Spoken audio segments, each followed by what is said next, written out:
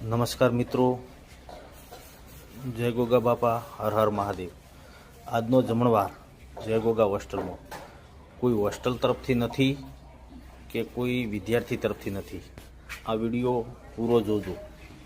આ જમણવાર એક ઇન્સ્ટાગ્રામમાં આપણો વિડીયો જોઈ અને એક ભાઈએ જમણવાર આપ્યો છે, પણ તેમનું આપણે થોડો પરિચય જોઈશું ને તો થોડી નવાઈ લાગશે કે તે ટીંબી ગામના છે અને ભાવનગર જિલ્લો છે અને હાલ તેઓ ઇંગ્લેન્ડમાં રહે છે, વિદેશમાં।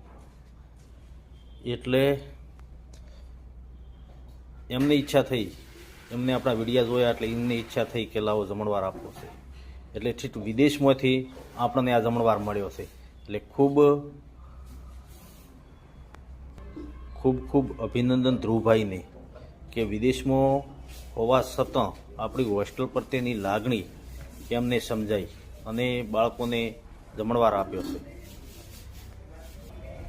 એટલે કીધું છે ને, પંછી પાણી પીને છે, ઘટે ન સરિતા નીર, દાન દીએ ધન ઘટે નહીં, સહાય કરે રઘુવીર। એટલે ધ્રુવભાઈની માતા પિતાને ખૂબ ખૂબ ધન્યવાદ કે આવા દાતાર પુરુષ વિદેશમાં હોવા છતાં એમણે સારું એવું કાર્ય કર્યું છે, ભોજનના દાતા બન્યા છે। એટલે અમને પણ ખૂબ ગર્વ થાય છે કે બાળકો પ્રત્યેની લાગણી અમારી તો હોય જ, પણ બીજે થોડું ધાર્મિક કાર્ય કરાવવા છે।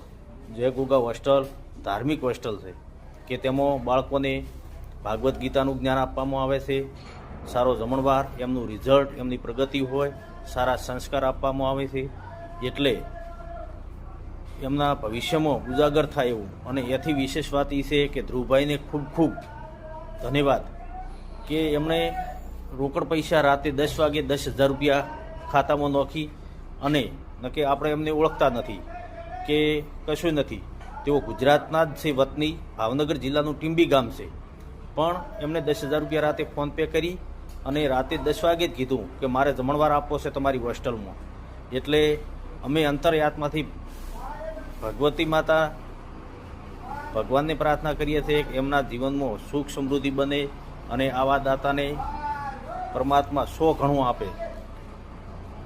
લાખ લાખ અભિનંદન ધ્રુવભાઈને। નમસ્કાર મિત્રો, જય ગોગા બાપા, હર હર મહાદેવ। આજનો જમણવાર જય ગોગા હોસ્ટેલમાં કોઈ હોસ્ટેલ તરફથી નથી કે કોઈ વિદ્યાર્થી તરફથી નથી। આ વિડીયો પૂરો જોજો। આ જમણવાર એક ઇન્સ્ટાગ્રામમાં આપણો વિડીયો જોઈ અને એક ભાઈ